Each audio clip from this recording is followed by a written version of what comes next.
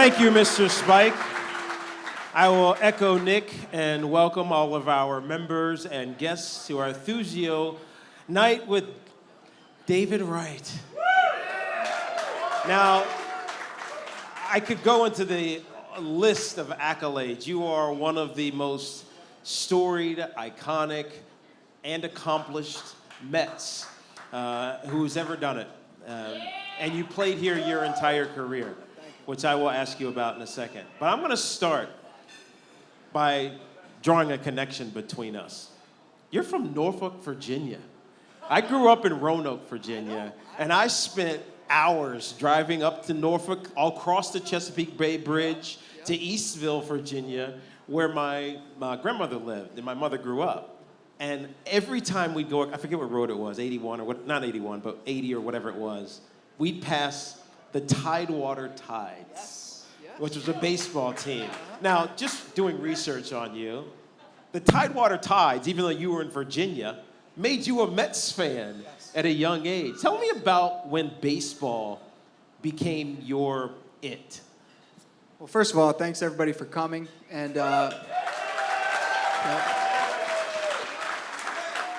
what an honor. I mean, Tiki, Barber, are you kidding me?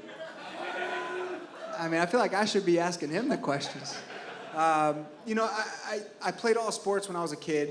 You know, truth be told, that 757 area of Virginia has become somewhat of a sports hotbed, not just baseball, but, you know, football, basketball.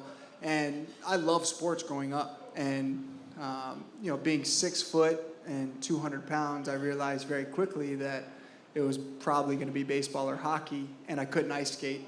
So baseball it was. And were you fast? For a 6 foot, 200 pound kind of pudgy guy, yeah, I was. I'm kind of sneaky fast. I was gonna say, you could have played football. I'm only 5'9", 200 pounds. I'm soft. I couldn't even stay healthy playing baseball. You know?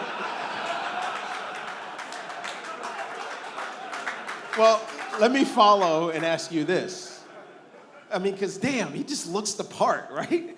Like, chisel a baseball player, right? Chiseled chin, you know, good-looking body, got a swing, got speed, got everything. When did you know you had it to make it to the big leagues? That's a good question. You know, I always doubted myself, and I think that's one thing that always pushed me, was I always didn't think I was good enough. You know, I always hated failure more than I loved success. And that was kind of my motivating factor with, you know, I was good for my high school team, but how did I compare to the state of Virginia? Okay, I realized I was good in Virginia, but how do I compare to the United States? Okay, I was good in the United States, but how do I compare to the Latin American countries, Asia? You know, so I always kind of had that doubt, and I think that's something that always pushed me. So you end up getting drafted in 2001.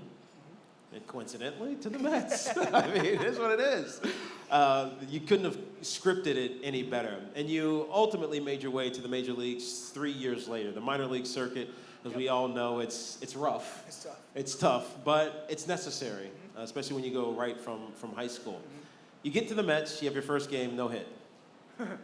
Second game, this happens.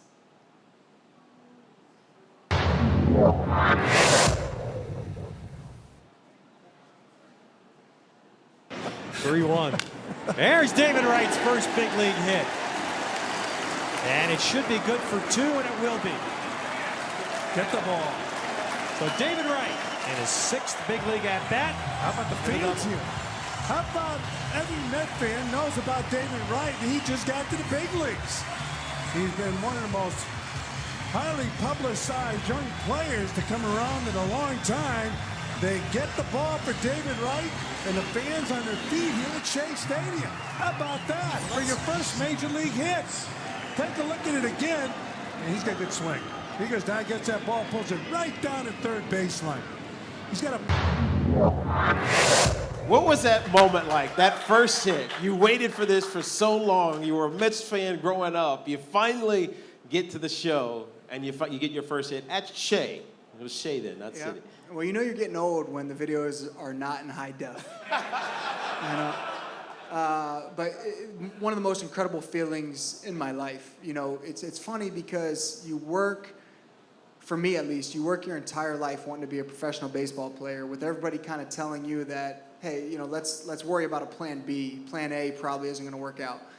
And you finally get that call that you're coming to New York, and I'm flying in. It's the second time I'd ever been in New York. The first time was to sign my contract, and I'm flying in. We fly right over Shea Stadium, and it's like, man, this is real. And you realize that you're accomplishing a lifelong goal. But you think about it a little further, and it's like, this is just the start. Now I have to solidify myself and really prove to everybody that I belong, and it's not just hype. It's not just, you're not just a prospect anymore. You need to become an everyday player that helps his team win. I grew up in Virginia also, so when I came to New York, it was like, what the fuck? Like, when you came to New York, you were a Mets fan, obviously. Yep. But what was that experience like? Because you're from the 757, right? And now you're in New York City, and the expectation is ridiculously high. And that's really the question. How do you deal with the high expectation that came with being David Wright in New York? I watched a lot of Tiki Barber film, and I tried to emulate it. I like that. No, it's, for me, it was one of these things where no matter what obstacle was in my way, I was willing to knock it down to accomplish what my goals were. And, although New York can be a tough place to play for some, I feel like early on I embraced it, and I wanted to become a New Yorker. And I feel like New York kind of accepted me as one of their own, which is tough to do. Yeah, thank you. Especially, a kid from Virginia, there's probably not a ton in common with New Yorkers. And to come in here and to be welcomed the way that I was welcomed, make me feel comfortable early on. And, I think I thrived because of that, comfort feeling that I received. Yeah. No, I wonder the rivalry, the Mets and the Yankees rivalry that will always exist. I know we're mostly Mets fans in here. But did you ever think about that? Was it something that, drove you, or was it something that just kind of was second thought? You know what I mean? You always said the right things to the media. During the Subway Series, it was always... Okay, so what did you say to your teammates, though? Yeah, it was like you knew when the Subway Series was. It was always kind of one of those when the schedule came out, it's like, okay, late July, early July, whatever, that's going to be fun. And, it certainly held true. When you walk around the city during the Subway Series and you see either the pinstripes or you see orange and blue, it just gets you fired up for that series. And it's something where you want to give your fans the bragging rights going into work on Monday. You want, even if, we're having a good year, they're having a good year, we're not having such a good year, they're not, whatever, it doesn't matter. Those 3 or 6 games, whatever it was, you want to give the Mets fans something to beat their chests about at work on Monday. Yeah. Did you ever feel a pressure to live up to Yankees' historic success? Yeah. It's something where, although they're not in our division and not even in our league, you want to be, as a team, you want to be the story in New York. You want to, although they've accomplished so much in their history and obviously, well-deserved, you want to knock them off that pedestal and become that team. And, obviously that's a tough undertaking, but that was always our goal for those 3 or 6 games to, hey, let's beat these guys and get the Empire State Building orange and blue for that night. Yeah, every team, I think, has an iconic player. For the Yankees, it was Jeter. For the Mets, it was you for a lot of your tenure. Was there ever, in your mind, a comparison? No, that's high praise, and that's, even to, he's on a level that few, not just in New York, but few baseball players will ever be. You're talking about, one of the best, and, a guy that, being a young player in New York, when I got called up in 2004, it was like, okay, you want to win, you want to do things the right way, you want to become a perennial all-star, maybe one day a Hall of Famer. Which guy am I going to try to follow? And it was like, okay, that seems like a pretty good example. So as a guy that certainly, he demands respect. He is a winning player. You know, I always admired the way he played the game to win. You know, it wasn't about his stat line at the end of the year. It was, okay, we won 90 games or we won 100 games. I had a good year. And I always loved that about him. So 7 All-Star games, 2 Gold Gloves, 2 Silver Sluggers. You have, I mean, the franchise records are ridiculous. RBIs, doubles, runs scored, hits, well, walks, everything. Like you have almost every Strikeouts. Yeah. Longevity. Give it the longevity. Brett Favre had all the bad records too. But there was one year that was not great for you, 2009. And we all remember this happened. August 15th, Matt Cain hit you in the head. You got a concussion, and it was one of your worst seasons of your career, maybe the worst season of your career. Only 10 home runs and 72 or 4 or so RBIs. But you came back from it. Yep. What was that like to feel off? Well, I mean, it's probably felt like you felt like on a daily basis. Yeah, but as a playing football player, yeah. I'm supposed to get hit. You know, for me, it was something that you always know when you step in the box that there's a fear in the back of your mind that you might get hit, and it hurts. I mean, there's no doubt about it. And, you know, but when you're talking about kind of getting a hit in the head and then, you know, it's kind of lights out for a second, you know, it's certainly scary. And you know, for me, coming back from that, it was definitely a hurdle. You know, I wasn't necessarily afraid of getting hit again. It was you get a little gun shy. I mean, I think that's just part of the rehabilitation process. So, yeah, it took a little bit to feel comfortable in the box again. And I think one of the best things that happened to me was you get hit again, not necessarily in the head, but, you know, you get hit again. It's like, you know what? It hurts a little bit, but it's not that bad. You'll get over it. You know? Just pain. Yeah. I could have played football. Yeah. The Mets have been to the World Series a few times. One was in 2015. Played the Kansas City Royals. They jumped out quickly on you all. 2-0 the series was. And then it came back to Mets home. And this happened.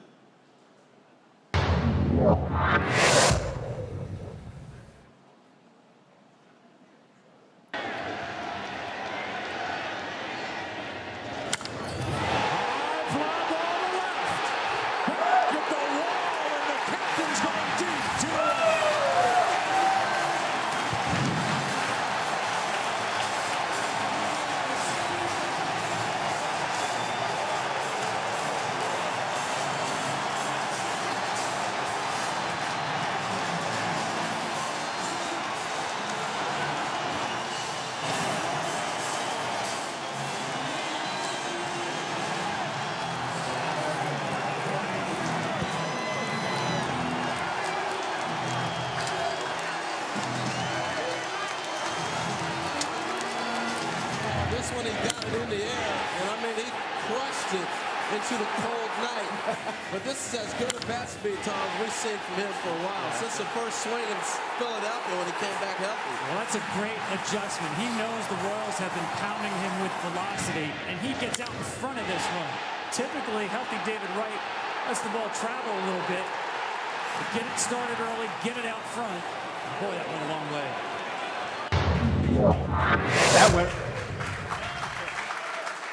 That went a long way. I love how this guy was like, get out. Like he just hit it. Like you just hit it. Get out. That's going. That was, yeah. I want to talk to you about the performance. Yeah. And being able to execute. That was a critical moment for your Mets at City. The Royals already had you down. I mean, it could have gone sideways really quickly if that doesn't happen. How do you prepare yourself to perform in a clutch situation like that consistently? And that's what you were known for. Yeah, I mean, that's a good question. You know, for us, you certainly in the postseason want to win every game. And I think that actually hurt us. We swept the Cubs. We had a week off kind of to do nothing. So you get a bit stale, and then all of a sudden you got to ramp it up quickly. And the Royals, I think, played 6 or 7 games, maybe in Houston. You know, and they kind of came in on a roll, and we started out flat. I think the first batter of the World Series, Kansas City hit an inside the park homer off us, and it's like, okay, you know, let's get it together quick. You know, we knew coming home that energy and that enthusiasm was going to be there, and we had to use that to our advantage. And I think we gave up a run in the first, and to be able to answer back like that in baseball, that's everything. To be able to gain the momentum, take advantage of the fans at home, give them something to get on their feet with, and try to win that game. And fortunately, it worked out for us there. It didn't work out for us for the series, but the coolest moment in my career by far. Yeah. No, it had to have been. I mean, I wonder, David, you've had a lot of successes in your baseball career, but the failures are often what define athletes and often your legacies. Was losing the World Series the hardest thing? For sure. You know, I remember talking to the guys kind of after the loss, and you know, certainly wasn't. You know, you're in a moment where you want to hang your head, and it's only natural. But you know, it certainly was a season to be proud of. I think we were hovering around 500 most of the year, and we just went on a, you know, and thanks to a great trade, we got Yoenis Cespedes that year, and you know, really took off. And I remember telling the guys, don't let this be the pinnacle. You know, don't rest on that. Let's come in next year remembering how this feels and use that to our advantage. And you know, we went back to the postseason in 2016 and lost a one-game playoff to Madison Bumgarner and the Giants. But yeah, certainly that kind of success, or I guess failure ultimately, you know, drives you to, it's an addicting feeling playing in the postseason. Yeah, and it scares you because you don't know if you're ever going to get back, right? That happened to me in 2000. We went to the Super Bowl, got beat by the Ravens, and I never went back. Right. They decided to go back after I retired, but that's a different story. Let me back up for a second. You, in 2013, were given an honor it's unbelievable. Keith Hernandez, Gary Carter, and John Franco are the only other New York Mets to be named captain. What did that mean to you? And did you realize it at the time? Yeah, I mean, you're talking about New York Met legends, you know, Gary Carter, Keith Hernandez, Johnny Franco. You know, so when the team approached me with that idea, it was very important for me that everybody was on board, whether I believe we had Bartolo Colon, who had 100 years in the big leagues, or a rookie that was his first year in the big leagues. It was important to me that everybody felt that way. You know, but certainly if that was the best moment that I've ever had on a baseball field, hitting a home run in the World Series, the single biggest honor in being a New York Met was being named captain, because for the organization, the fan base, the players to view you as a captain, for me, it doesn't get any better than that. How does that happen? Who determines that? Like, you know what I mean? Is it just ownership? Is it just the skip? Is it the GM? Like, who I remember being that? called in the office, and it was ownership, front office, coaching staff, and maybe some of the veteran players. And I was like, I didn't do it. You know, like what? You know, what's going on here? And when they told me that, it was certainly pretty emotional. But for me, because there's not very many captains in baseball, you know, and to be one of the small handful was, you know, certainly an honor. When you went home, what did you tell your wife? I probably ordered a bunch of shirts that just said captain, you know, like just like board around the house, like captain, you know. Even if you don't think so, Yeah. I am. But that was awesome. You know, what an honor. So 2015, we just hit on the World Series, but that also was the beginning the next year of a bunch of injuries for you, spinal stenosis, things that kept you off the field. How difficult is it for an elite player, accomplished player like you, to not be doing your job? I mean, that was the toughest thing that I'd ever had to go through, was continuously, for me at least, when my body just started going in a direction, was mentally not necessarily accepting it, but coming to terms that I couldn't physically do the things that I needed to do to be a successful baseball player, the things that I took for granted when I was younger. You know, because quite frankly, when you're 21 years old, you feel like you're Superman and that you can roll out of bed and do whatever you want. And, you know, I remember guys getting hurt, older guys on the team, and I'm like, you guys are soft. You know, let's go. Let's play. And you know, when you get to that point where it's, for me at least, one thing after another, it was back, neck, shoulder, you know, just surgery after surgery after surgery. You know, I kind of knew in that last year during the rehab that it's just not cooperating, and this just it physically can't happen. And that's a tough conclusion to come to, because you always, as an athlete, you want to be the one to determine the final chapter. You know, you don't want something else determining your final chapter. Could you feel fans' frustration, not at you, but probably at me, but, a lot well, at me, a little yeah. bit. But I felt it.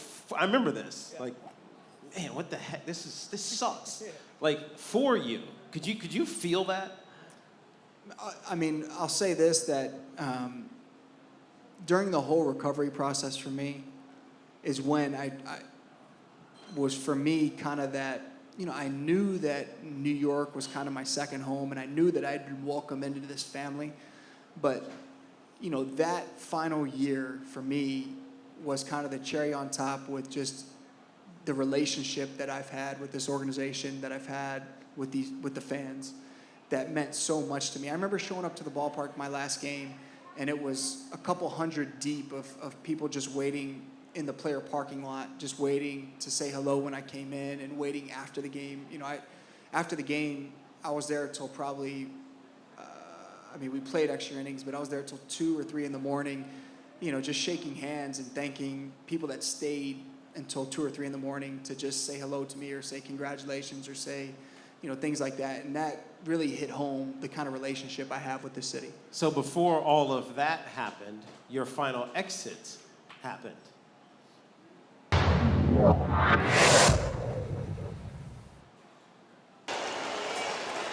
A handshake with Mike Winters, the crew chief.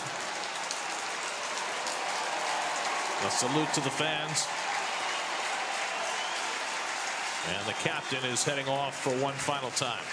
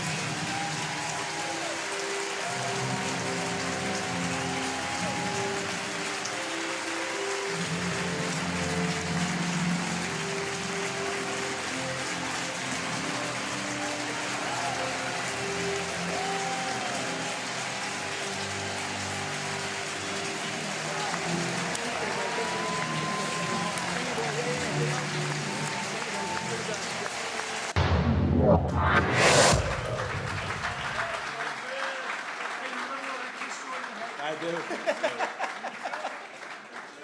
I don't even have to ask you your emotion, because I saw it right there on your face. But what I will ask you is the value of the reward, right? In some ways it's monetary. In some ways it's, you know, the accolades, the trophies, etc. But in sports, it's fan adulation, right? How special was that? I mean, I was, you know, again, just watching that might be the first time that I've actually seen kind of the full, you know, goodbye since. And it's still just, it brings back such, you know, great, you know, memories that, you know, I'll never forget when they kind of said, you know, I think there's going to be a lot of people here tonight. And I was like, no way, no one, you know, it's not that big of a deal. And when I saw that, it again, it really hit home. And that was one of the coolest, neatest nights that I will never be able to repay my thanks for the city. That send-off, meant the world to me, meant the world to my family, and that was, something special and something that, certainly I'll always remember. Can you take yourself back into the...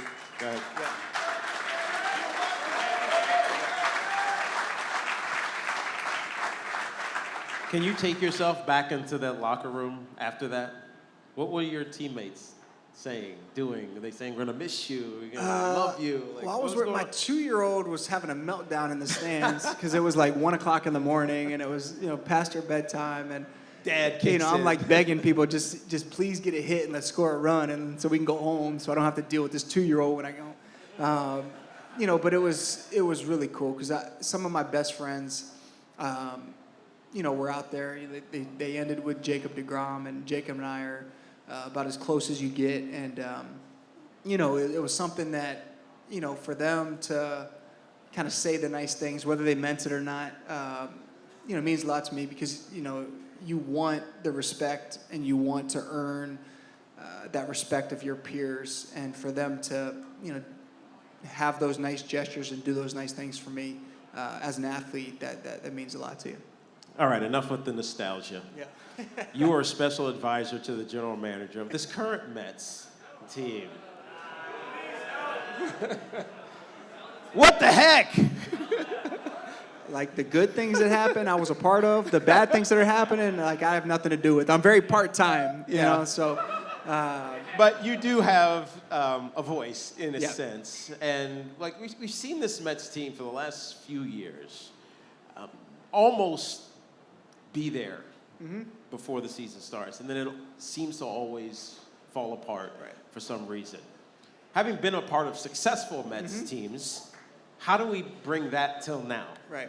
Well, I mean, I think, and Brody, certainly to his credit, when he took this job, he wanted to shake things up. He realized that what we had the last couple of years was not working. And I can attest to this because I was at the winter meetings with him.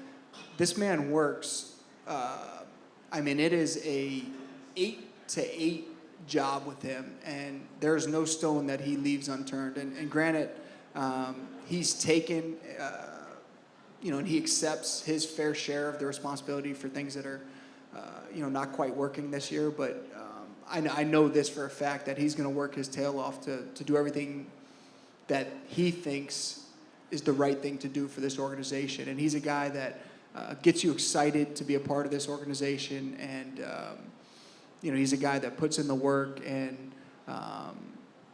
it's nice to have that type of energy. And now we just need to kind of start seeing those changes on the field. Okay, between you, me, and the few people in this room, trade deadline's next week. Yeah.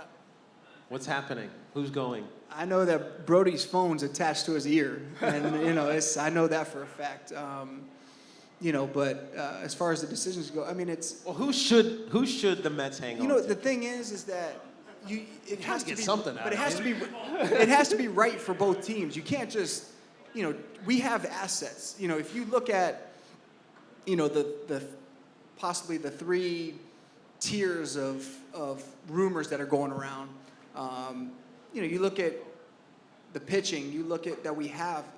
Obviously, other teams want that, but it has to be right for both teams. So, it's certainly a tough job that he's got, but I think he wants to get to a point where he's putting a good product on the field, and we'll see. I think you're. That's running, above my pay grade. I was I'm gonna say, I think I'm a you're running- part-time special I think assistant. you're running for higher Mets office. Yeah. Be a PR, something like that.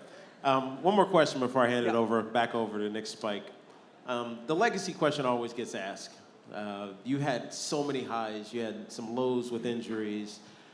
If someone was meeting you for the first time and asked you about yourself, what would you tell them? Who would you tell them David Wright is? You know what? I think the biggest compliment that I could ever receive is when a parent comes up and says, you know what, you're a good role model. I think that's probably, forget about,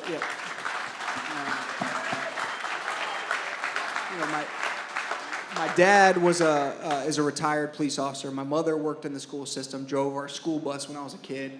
And, they instilled in me that, who cares if you're a good baseball player? You know, no one's ever going to remember that. You know, it's what type of person are you? What type of citizen are you?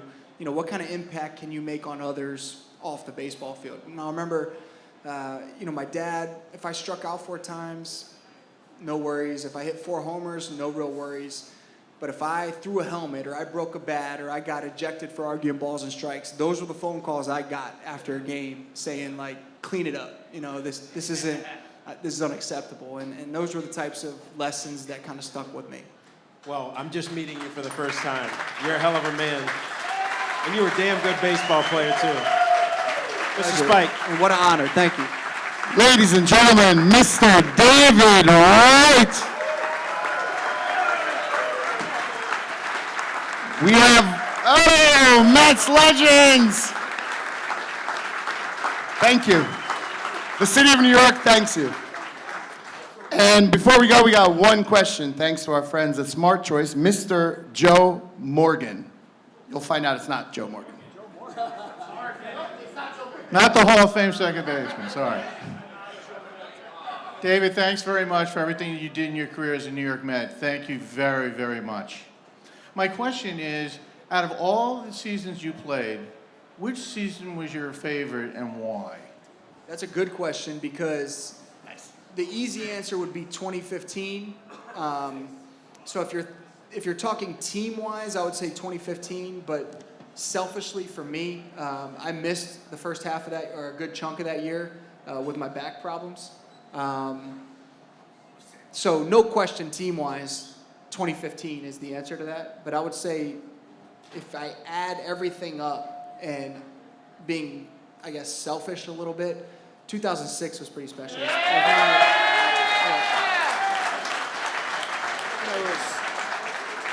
For me, it was my first taste of playoff baseball. You know, I'll never forget the first playoff game. We played the Dodgers at Shea, and we had a crazy play where we threw 2 runners out at the plate at the same time in the first. And then later in the game, I hit a bases-clearing double against Derek Lowe, and I could have, I think, picked up a car on third base. And I almost took our third base coach's hand off, and it was like my first taste of playoff baseball in New York. Will certainly stick with me forever. So 2006 and obviously 2015 are the pinnacle for me. All right, David Wright, thank you everyone for coming. We do this every single month. Next month, U.S. Open, James Blake. After that, wide receiver, New York Giants, Golden Tate. We hope to see you soon. Drink up.